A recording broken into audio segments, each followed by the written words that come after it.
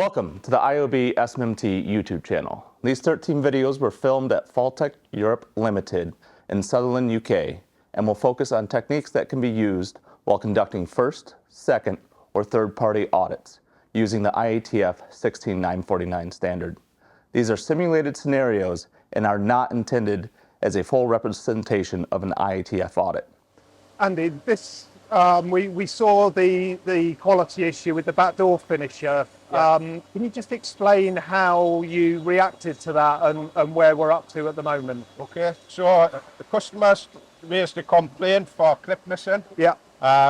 This is a manual process, so we've had to take corrective action. So we first sort out stock at the customer. Yeah.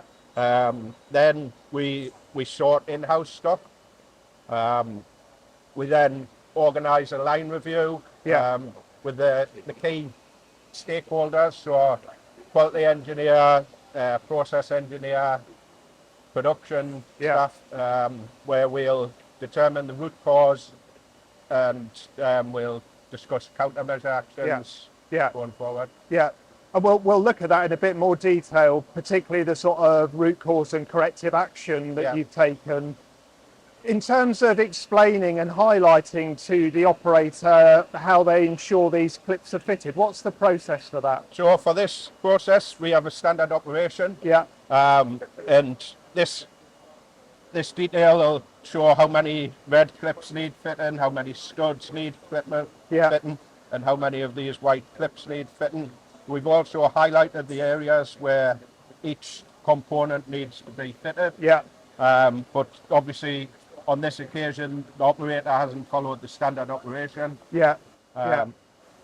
And in terms of the corrective action, have you gone through the problem-solving process? Yeah. So the problem-solving, like I said, it was with a cross-functional team. Yeah. And one of the actions that we have put in place is to put a automatic detection. Yeah. So it takes the onus off the operator. Yeah. We put it in a what we call a poke-the-yoke machine. Okay. And that'll detect Yeah. the presence of the clips. Okay, brilliant. So we'll go and have a look at that in a moment. Out of interest, are you still maintaining the containment checks? Yeah.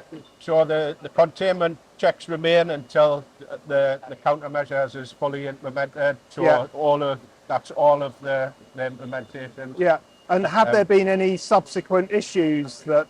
We haven't had any repeats. Yeah. We also look at horizontal deployment as well. Yeah. So if this is a similar process to the cell next door, then we will implement that also. Yeah. Fantastic. Going forward. So let's go and have a look in production now and see these corrective actions in place. A key part of any process approach audit is focus on performance. In this audit, the auditor is following audit trails related to a customer concern. From the auditee's explanation, it was evident that the concern occurred due to an operator that doing a manual assembly operation did not follow the standard work. And as a result, clips were not attached to the product in the correct position, causing the customer problem. This is a common risk in manufacturing processes, and despite often 100% visual inspection, often still escapes occur. The auditee explained that a part of the corrective action process, an error-proofing system had been developed, which the auditor rightly said they would follow an audit trail to verify. It was also positive that the auditee stated that any corrective actions that were taken are horizontally deployed to other similar processes. Again, this is an ideal opportunity for the auditor to follow an audit trail.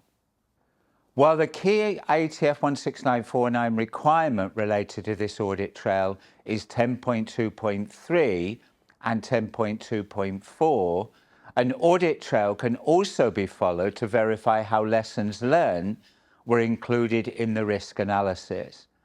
The relevant IATF requirement for this is 6.1.2.1 risk analysis, which states the organisation shall include in its risk analysis at a minimum lessons learned from product recalls, product audits, field returns and repairs, complaints, scrap and rework.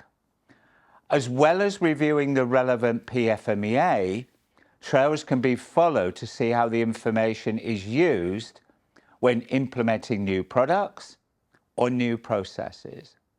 As part of the problem-solving process, auditors should challenge the organisation on how lessons learned are captured, documented and used to prevent reoccurrence in existing processes or new manufacturing processes.